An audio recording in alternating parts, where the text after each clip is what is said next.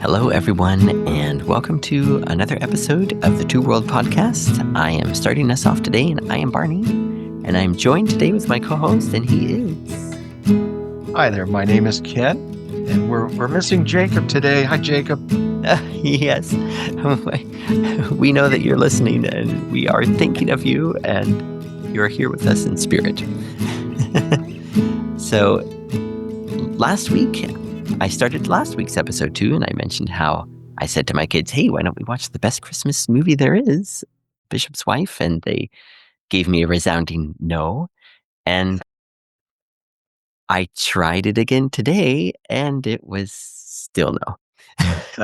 Yeah. We just watched it recently, Barney. Oh, man. Yeah, see, isn't it That's good? not exactly on everyone's top 5 list. Might but not be, but Cary Grant, Loretta Young, David Nevin, it's good. But yeah, maybe you could talk to them for me.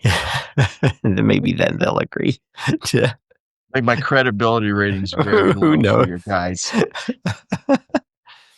But so today is December 13th, Saturday, December 13th. And this is probably going to be our last show before Christmas. And this week, thinking about how to start the show, I thought about the start of the movie Love Actually, with another Christmas movie with Bill Nye, I think. No, I forget the character's name or the actor's name, but he's starting off trying to resurrect his music career. And he's singing, I feel it in my fingers.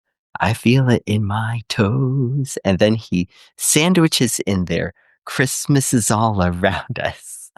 You know how the feeling grows. So Christmas is all around us. That is today's topic, but not just about Christmas, but especially for me and Ken and Jacob and probably a lot of our listeners. How is it that we connect with Christmas while Christmas is all around us? Sometimes you're driving around and you see, on churches or on signs, Jesus is the reason for the season. And it has that rhyme to it, which sometimes might seem a little hokey, but it is the true thing of Christmas. If we don't have Jesus, we don't have Christmas. But, I think it was in September that I got a early Black Friday email, so in the midst of thinking about Christmas, it's hard not to think about all of the shopping and all about the other things that are trying to take our attention away from the meaning of Christmas. And in my case, it's especially difficult as here in Japan, New Year's is the big deal, and Christmas is kind of more of a date night for young couples, and the meaning of Christmas is really lost. People are thinking, what am I going to get myself? When I talk to my students, they say, I already know what I'm getting for Christmas. I get to choose. And that's completely foreign to me, but, and then before the emperor changed a few years ago, the emperor's birthday was, well, he's still alive. So the former emperor, we call him Emperor Emeritus. His birthday is December 23rd. And so that was a day off. So the emperor's birthday is always a day off. But strangely, if you turn on the radio or the TV, they wouldn't say, today is the emperor's birthday. They would say, Happy Christmas Eve, Eve. So then at least you could kind of focus on Christmas, so that if you had to work on Christmas, like all of us do, if it's a weekday, you could kind of set aside that Christmas Eve, this day off, that we could kind of celebrate Christmas that way. And then, go to church on Christmas Eve in my case. But aside from that, you really, really have to work to stay focused on Christmas. And one of the main things that I did and I do is I find either MCC, Mennonite Central Committee, or even Goshen College, they will have Advent devotions. And then I add those to my daily devotional readings to try and stay really focused on the season. And that's one of the big things that helped me since I've been here in Japan, and then now having kids, I can work I can share I have a tradition to share with them and a meaning behind the tradition to share with them. So those are 2 things that kind of help me to stay anchored on why I'm celebrating Christmas, why Christmas is important. How about for yourself and Ken, like, maybe looking back past years and then thinking about now, have you found that you have to work harder at it, or do you kind of feel that you have kind of a good flow to the rhythm of the Advent season and then staying focused on the true meaning of Christmas, as they say? Well, first of all, Barney, going back, I have questions about for you, how your boys, your 2 sons, navigate their way here, because certainly you are coming from a place not within the country, having not grown up in the country, and then they're out there in their own little public where they're being fed different philosophies of Christmas time. If you can just elaborate a little more, I thought it was fascinating how you led up to. Yeah. Yeah, sorry, and then I see, this is why we need Jacob, because Jacob is so good at saying, something like, "I've talked for a little bit about, now do you guys wanna react to that?" And I thought, "Oh, I missed that. I've gotta get that back into my repertoire here."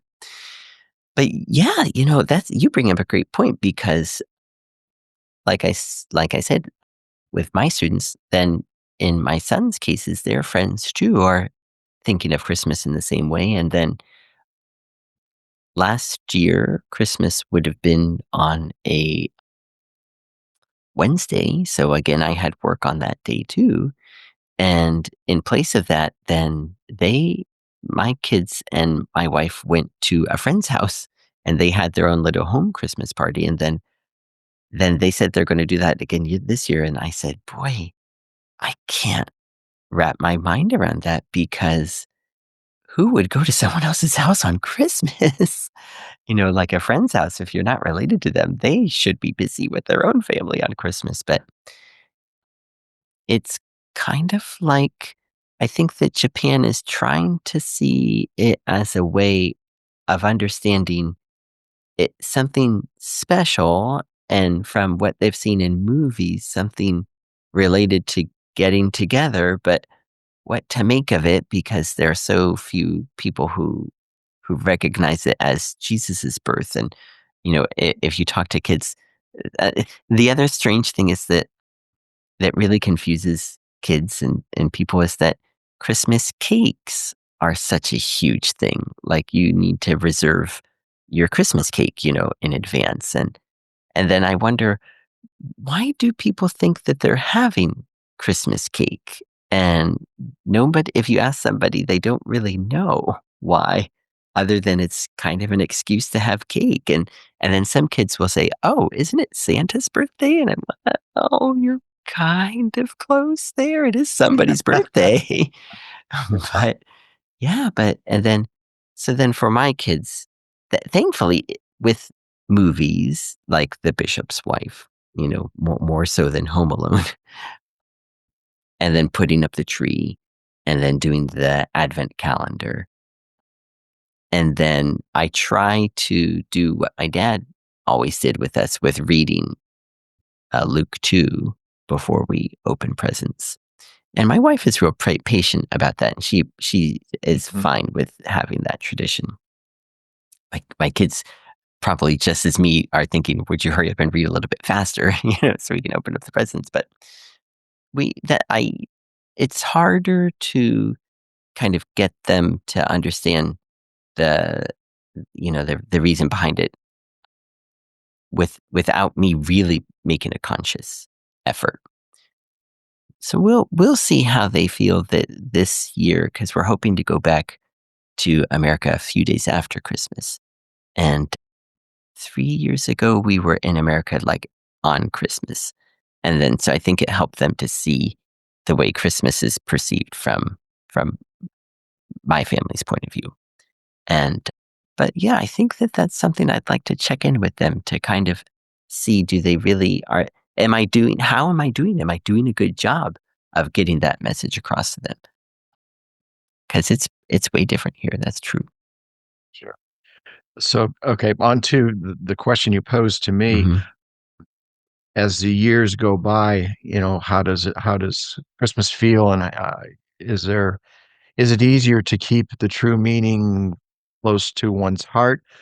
I think it's a resolute yes, mhm, because a lot of the clutter around one's life, especially if they've had children, as you do. I have one daughter, and it is different when they're living in your home and around Christmas time, even though church was gonna be a part of it, there's so many things swirling about, and church being one of those because, she was a kid that we encouraged involvement, so she might be participating in the family service at 5:30, and then, I'm in the choir at 8 o'clock, and then there's the candlelight service, which, gee, I'd really like to go to, but, my child is 8 years old, and it's yeah, probably time to get to bed, all of those things.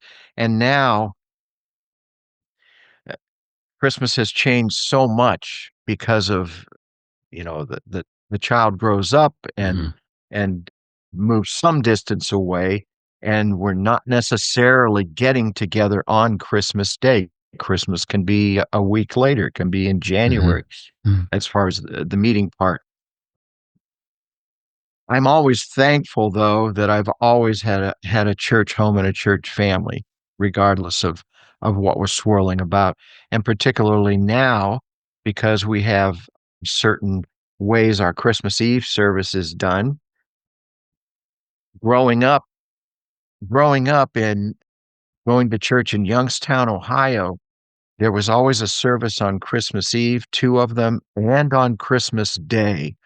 As a mm. kid, Barney, as you get up and you you maybe get to open a gift or something, but now Yeah. you need to go to church because my dad was like the super usher. And, Oh, no. "George, we have no one else for Christmas Day. Will you do it?" Dad could never say no, so, off we would go it just as a kid, it just seemed like taking some chunk out of the day.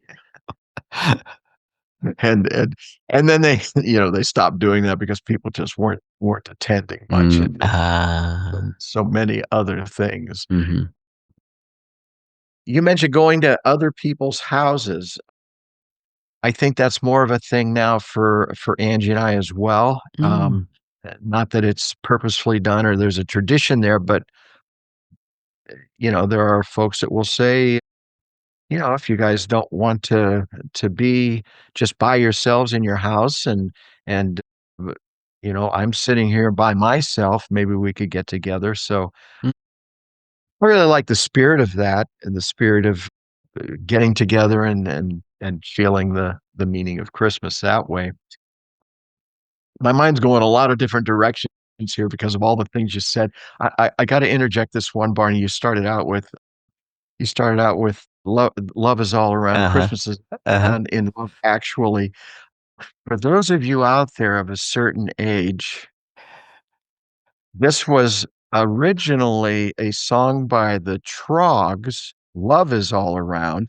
The Troggs were not that well known for that song, although it was a beautiful, yeah, beautiful love song. You will know the Troggs more for in the movie Major League, Wild Thing. That was yeah, their big song, no and kidding. what an unusual departure, and I always Yeah, thought it was interesting that that movie took it. Whoever was scripting and screenwriting and all took that and did that with it. oh, It's yeah. just a crazy little thing. Yeah. Barney, do you celebrate Advent in any way, shape, or form? Do you have an Advent wreath? Is there a manger scene sitting in your home, or how do those things go? Yeah, that's a great question. I so I'll just say that yes, and one of the reasons I really wanted to come up with an advent calendar is I have so many great memories of the one that we had when I was growing up that I I believe it was my aunt, my mom's older sister, who made it for us, and, it was felt, and then, like, she sewed the different decorations that you would pin onto the tree, Mm, and nice. then, I think my parents would each day had a pocket that the different the different ornament would go in, and then so I Mhm. think my parents would arrange it so it was random, and then I think maybe the 24th was always maybe the star, I think, but then, of course, us 4 kids would kind of fight over, we would eventually come up with a schedule of whose turn was it, but we all really wanted to. And and then last year, we have this import store that we have that I really like, and I found this advent calendar, I guess you could call it. It's actually it's just yeah, it's from 1 to 24, and it has little drawers. And this is for my kids, and then I do my best to either hide or, you know, put snacks near each day because, sometimes the snacks are a lot bigger than the drawers are. Sure. And they really love that. And then they know that it's a countdown to Christmas. But then thankfully my parents sent me a small nativity scene. And then we set that up, and that's nice because you can explain to your kids, who's who and why, and then the stories behind which what the different characters represent. Hmm. And again, when I was younger, I think my dad had a creche from Brazil, I think, that was hand carved. And that had a lot of figures that went with it, and that was another big deal that, who was it who got to set it up? And we all Did kind he of had. did he acquire it while in Brazil, or Yeah, was it a uh-huh. s oh Yeah, my. so I think he specifically got it then and probably saw it and realized how nice it was and managed to get it back home and keep it with him all those years until he had his own family, and yeah, that was really, really nice, and yeah, those kinds of things, thankfully, are those have I guess having these artifacts are ways to help you tell the short story, share the story with your kids especially. And then anyone who might come over to visit and wonder what this is and why, or maybe kind of connect it with thinking, "Oh, I kind of know what that might be," and then maybe if you have the chance to tell them a little bit more about it. Okay. Well, Mhm. you mentioned, advent calendars, and I was interested in the one you said that was felt and so on. Someone sent me one that, was sort of felt with pockets, Oh, and wow. you didn't attach, you just put them in the pockets as the days went on, or hung them on the Mhm. pockets until you I got see. through the 24th. Now, in a very non-technical, non-professional way, I'm going to move the camera here. Yeah. If you will look over my left shoulder, hopefully you can Yeah. see a scene down there. Now, the story behind this nativity Mhm. is the stable. My dad was a decent woodcrafting kind of guy. He built this stable Wow. probably, I'm guessing 1963, 1964, Wha and they used it every year. And then I was fortunate enough to acquire it once, both my Mhm. parents had passed. The figurines are also nothing particularly expensive at the time, but they've survived these 60 years. There were a couple that didn't survive because of, a bit of flooding in their basement one time, which, Oh. got some things wet. Mm. But it's always special to bring that out, of course, because of the Mhm. the tenderness associated with family growing up. And one thing that may not be noticeable because I can't zoom to this, if you'll notice between Mary and Joseph, there is no baby. We we would never put the baby in, somehow sneak it in overnight on Christmas Eve so that the next morning, Oh. us kids or, I had my own manger scene as my daughter was growing up. We did the Mhm. same thing that, the baby Jesus has been born on Christmas Day. So a tiny a tiny connection to Yeah. what was then. So I always enjoy getting that out, and the same straw has been stuck inside of it. I don't know Wow. if all 60 years, but it just feels right. It just feels right. What what are the characters made out of? I don't know if they're porcelain or, Uh-huh. you know, something like that. Mhm. And I love the idea of not having Jesus arrive until Christmas morning. Mm. And was that how did your parents do you kind of remember how they helped everyone notice that the manger scene had changed, or was it just something that was it in a Oh, prominent gosh. place that everyone thought, "Oh, wow, what's going on here?" I don't think they made note of it at all. Maybe in the first couple of years, I would be very young, but my sister and I would start looking for it and make sure that Jesus had arrived. It's one of the Wow. first things you look for out in the living room before Wow. What gifting and so on. That's So, so neat. yeah. What a really neat idea, and what a great bit of symbolism. That's just so fantastic. I think that would have never crossed my mind, you know? And Well, then you also have a kind of a Christmas village behind you. Is there a story connected with that too? that's just kind of a fun thing for me. It's a reduced version because, we're living in a smaller house now and it's hard to find the space to set all this up. That's probably 30 years old. It's on some places with me. That's more the feeling of the idyllic feeling of the Christmas Mm, village, and mm. you know, think of a movie that is set in, I don't know, Vermont or Oh, some yeah. quaint village. But I just enjoy getting that out because it's another feeling. And I've in our living room underneath the tree this year, because again, space is limited, I have a whole lot more houses and things that are lit up. I was giving my parents from a series, and I don't remember Mhm. who the series is, but I would give them one a year, which I did for probably 15 or 20 years. And again, once they passed, I decided, I'd like to have those to just set up. Truth be told, Barney, it wasn't always a joyous experience, I don't think, for my mom. She was the setter up of the tree and the all Oh, the things.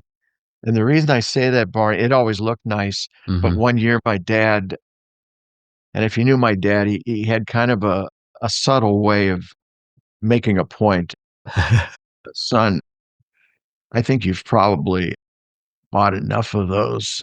Your mom is, complaining about having to set them up each because she doesn't want you to feel bad." Okay. That is nice to have that go between who can get the message across, and everyone ends up feeling fine in the end, that I didn't know, I'm glad to know, Yep.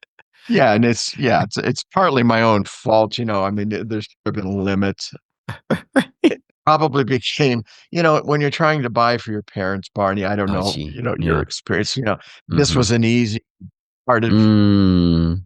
process to, "Okay, get that one, and then we'll try to figure out something else." But, okay, I guess I'll have to actually put some thought into this. Yeah, I know. Things were going so smoothly for all those years. I was really on a good streak, you know?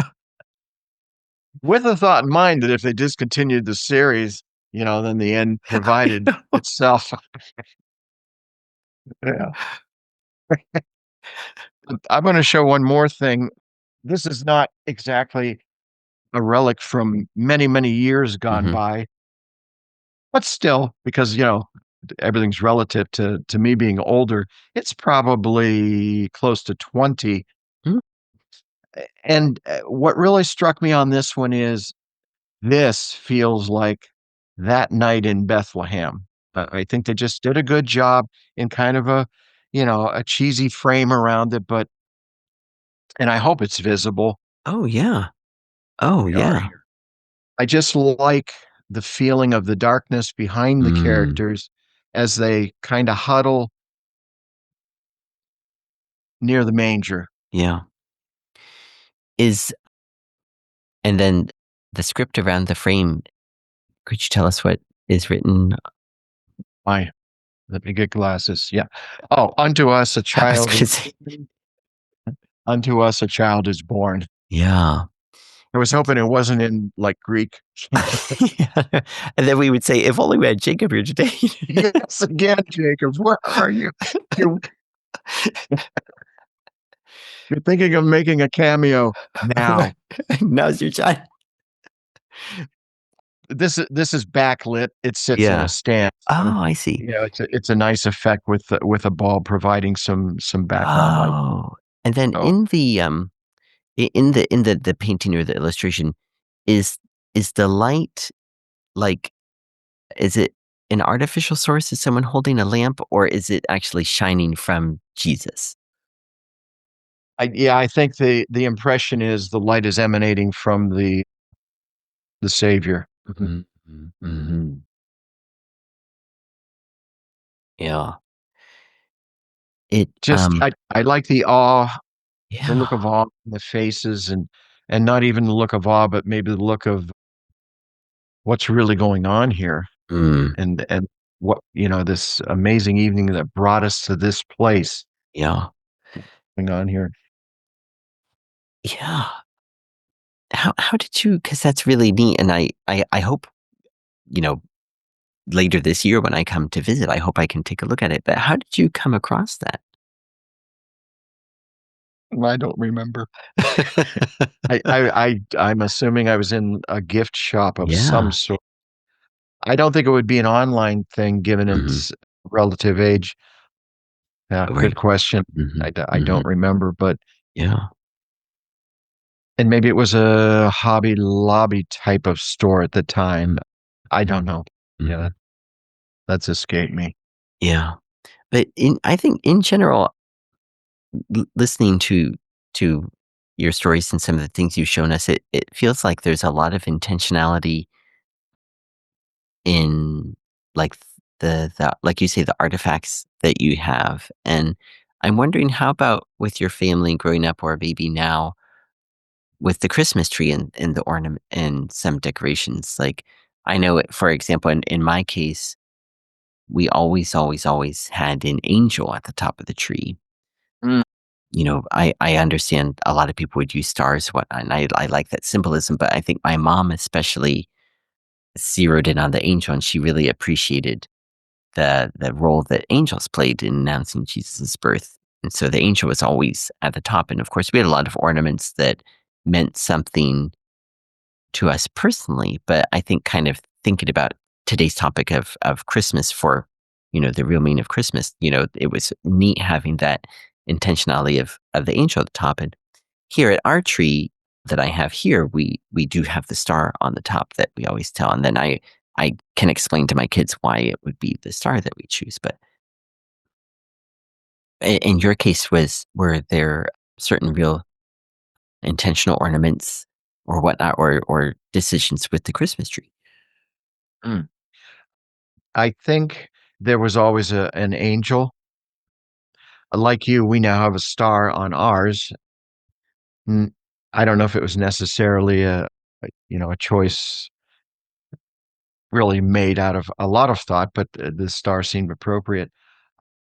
What I do remember, Barney, is besides some of the delicate glass ornaments of, the 1950s, 1960s that my parents would have possessed, Mm, mm.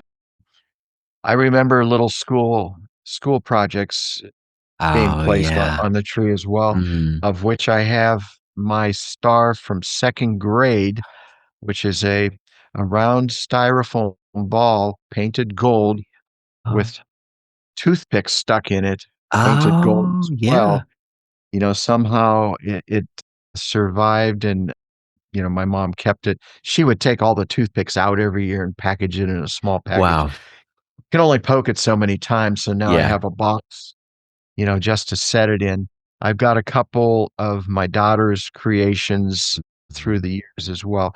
Angie gives me pretty free range on the tree. She's a really good decorator, and I think she probably cringes to some extent to the way it ends up looking as far as ornaments, but she also understands, the importance of the tradition and what that's Mhm, meaningful as well. mhm, mhm, Which mhm. sort of takes us away from the true meaning of Christmas, but the meaning of family, Yeah. which all emanates from God, is still certainly there, even if you're not as close as you once were, even if Mm, things have changed. So mhm, yeah, that feels good. You mentioned angels. Maybe it's appropriate at this time to show mm. the photographs I shared Oh, before oh, yeah. went on here. Yeah, yeah, Angels yeah, yeah, certainly yeah, yeah, yeah, are yeah, yeah. such an important Christmas Eve part and portion because of the shepherds in the fields and the Mm, dramatic, angels. And there's the famous angel Gabriel. mm, The angel mm, Gabriel, mm, for those of you not totally knowing the story, announced to Mary what was to be. And Mary was certainly awestruck. And in a Lutheran church I attended up until 12 or 13 years ago, the last few years there, and the part of the family service that we put on for them, we did kind of a contemporary take on the angel Gabriel, which I was fortunate enough to be entrusted to play.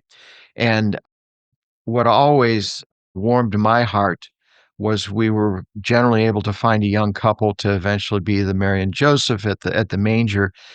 But Mary would come at the beginning up to the altar and kneel on the lower steps. mm. And I, as the angel Gabriel, would approach her Yeah.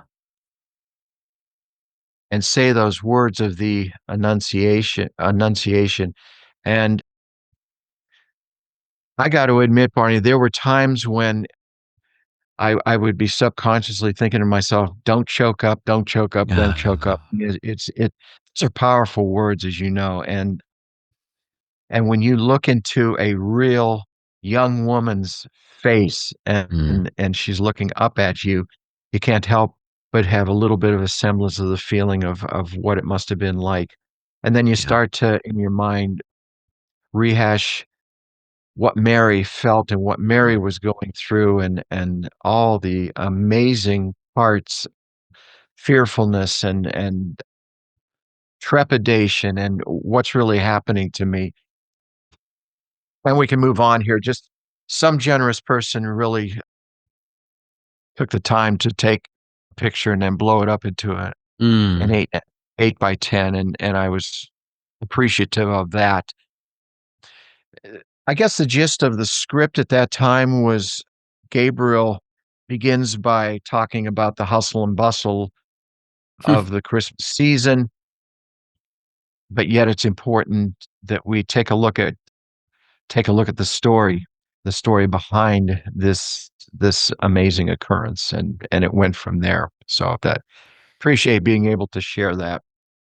yeah. And then you really bring up a great point. I was going to ask initially, and then I'll just make a statement after this. If you ever thought that, like, when you were talking about your daughter's involvement, if it would ever be risky to feel too like, to be so involved with so much at church that you kind of get too wrapped up in the serving rather than what you're doing. But then when you mentioned that scene, then I realized that I I think, of course, it might be possible, but I think unlikely. And now have one more question. When you were the angel playing the angel Gabriel and then making the announcement to Mary, did she respond with the same text did she respond as Mary's part from the Bible as well? Because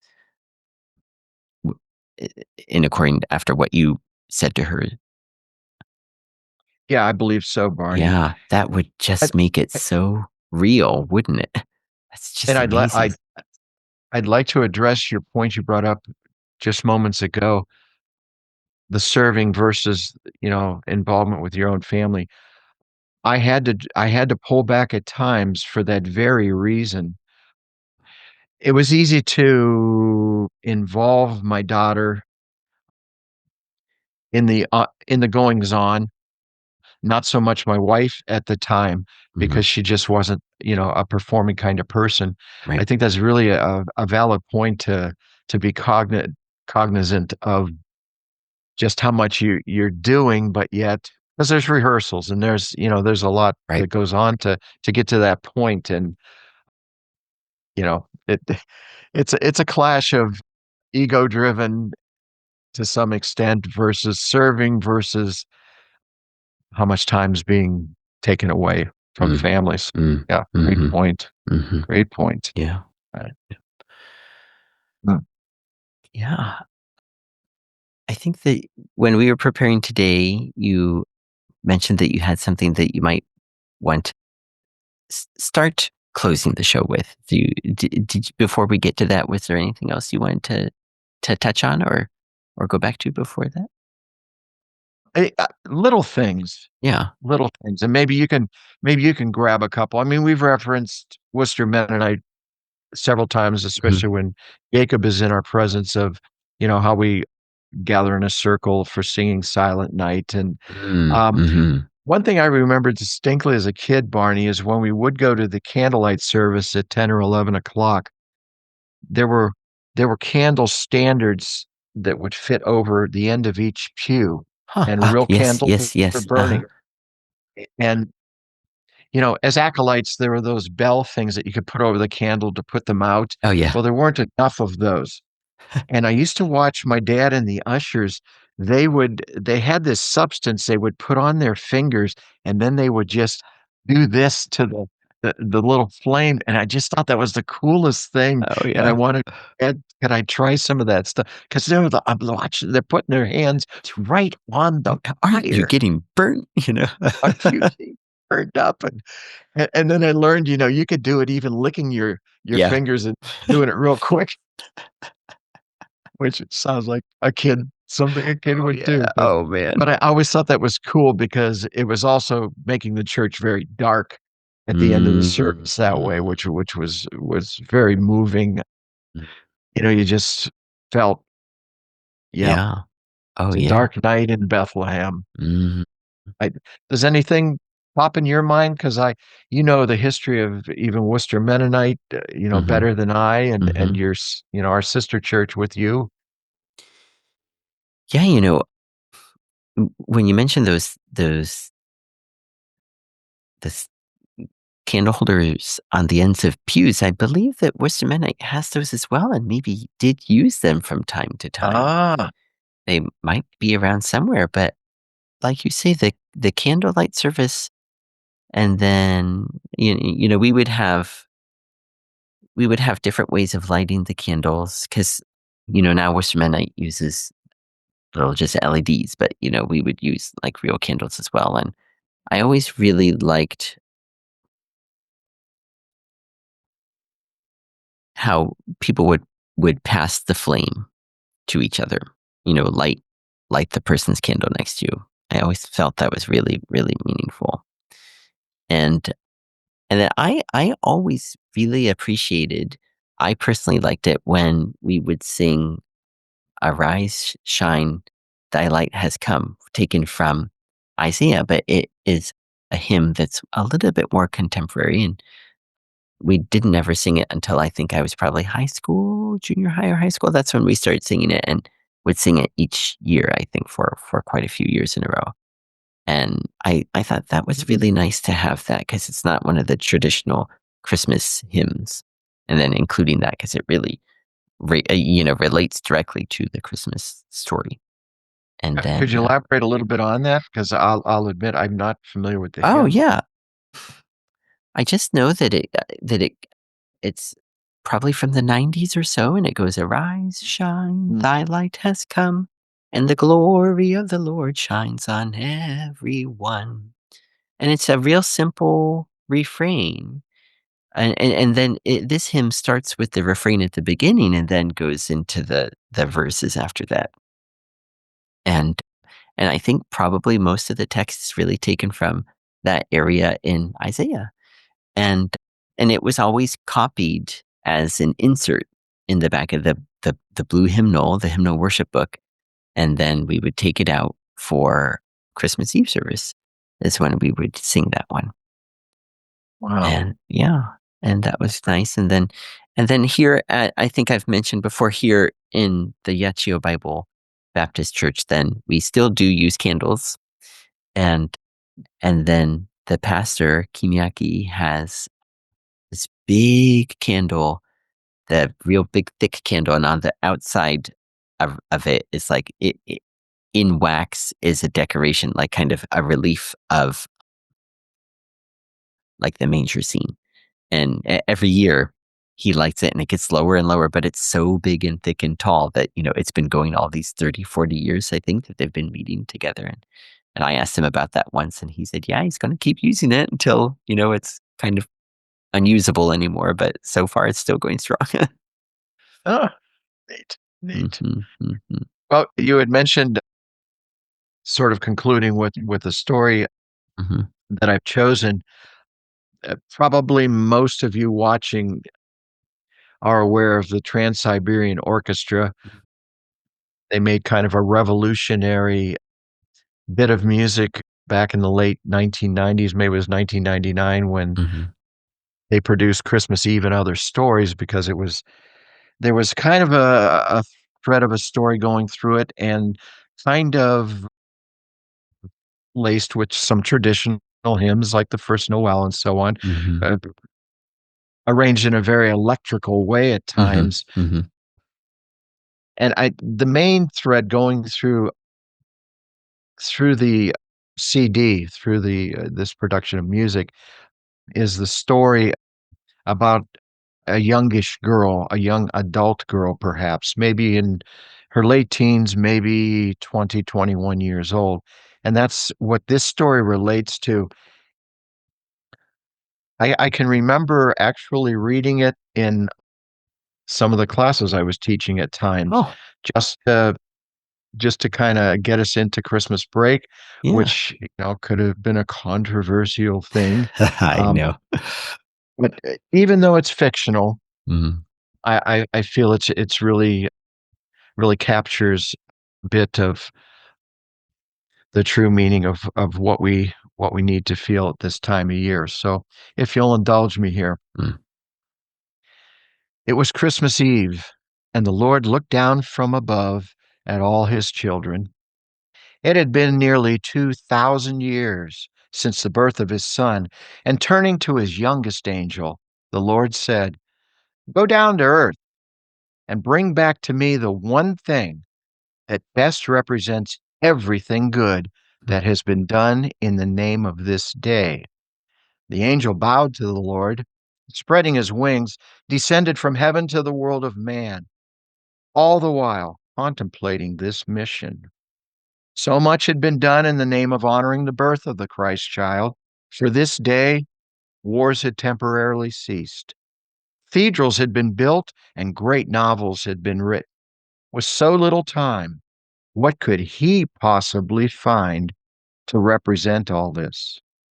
As he soared above the earth, he suddenly heard the sound of church bells below. Their tone was so beautiful, it reminded him of the voice of God. Looking down, he saw a small church whose bells were ringing out the carol, Silent Night. As the final note died away, it was replaced by one lone voice singing inside the church. It was shortly joined by a second voice that embraced the first in perfect harmony, and then another, until a choir of voices rose through the night. Enchanted by the magic of what he was hearing, the angel found himself listening until the song was finished. Mm. As he resumed his flight through the night, he was delighted to hear these sounds everywhere, from the largest cities to the smallest villages. He heard melodies from massive orchestras and in the voices of single soldiers alone at their post. And any place where he heard these songs, he found hope in the hearts of mankind. Grasping a song out of the air, he held it in his hand. Angels are able to do this. Mm. And then thought that maybe these songs would be the one thing that best represented Christmas. They seemed to give voice to man's greatest joys as well as hope to those deepest in despair.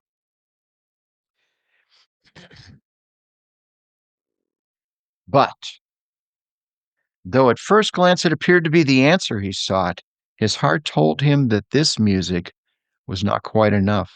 There had to be something more. So he continued his flight through the night until he suddenly felt the touch of a father's prayer on its way to heaven. Once again, looking downward, he saw a man who was praying for his child, whom he had not heard from in a long time, and who would not be home for Christmas. Seizing upon that prayer, the angel followed it until he reached the lost child. She was standing on a corner in a quiet snowfall, looking very small in a very large city. Across from her was an old city bar, the kind that the lost seemed to know how to find. Hmm. The patrons of this establishment rarely looked up from their drinks, and so seemed not to notice the young woman. Now, the bartender in this bar had been working in there longer than anyone could remember. He believed in nothing except his bar and the cash register. He had never married, never took a vacation, and as a matter of fact, had never been seen out from behind this counter by most of the patrons. He was there when they arrived, and he was still there when they left. He gave no credit, and for 75 cents, he served shots of unwatered whiskey to people who used their drinks like a moat around their lives. For them, he provided a safe and unchanging world. Suddenly, the door opened wide, and into this world walked a small child. The bartender could not remember the last time a child had been in this place, but before he could ask the child what he was doing there, the child asked him if he knew there was a girl outside their door who could not get home. Glancing out the window, he saw the girl standing across the street. Turning back to the child, the bartender asked how he knew this. The child replied that on this night, of all nights, if one could be home, they'd be there already. The bartender looked back toward the young woman as he reflected on what the child had just said. After several seconds of thought, he slowly went over to the cash register, removed most of the money, came out from behind the bar, and followed the child across the street. Everyone in the bar watched as he spoke with the girl. After a few moments, he called over a cab, put the girl inside, told the driver, JFK Airport. As the cab pulled away, he looked around for the child, but the child was gone. And what was stranger still, even though his own tracks leading from the bar were still clearly marked in the snow, the child's were nowhere to be found. Returning back inside, he asked if anyone had seen where the child had gone, but like himself, no one had, for they had also been watching the departing cab. And then, some would say later, the most miraculous thing of all happened when for the rest of the night, no one paid for a drink. Later that night, the angel returned to heaven and placed in the Lord's hand the wish of a soul for the happiness of another. And as the heavenly host looked on, the Lord smiled. Merry Christmas to all of you. Merry Christmas, Jacob. We miss you here. And Merry Christmas to you, Barney. Barney, Wow. What a great story. Wow. So well written and so well read, too. Thank you for sharing that with us, Ken. And so I guess we'll go ahead and close today's episode on that wonderful, wonderful thought of, yeah, really answering the question of how to focus on Christmas during Christmas. And we want to extend our sincerest greetings for Christmas to all of you listening, and looking forward to seeing you all again in a new episode, whenever that will be. But until then, we hope that you will focus on Christmas for what Christmas is, and many, many blessings to you all. From the Two World Podcast, I am Barney, and today with Ken, and we will see you all again next time.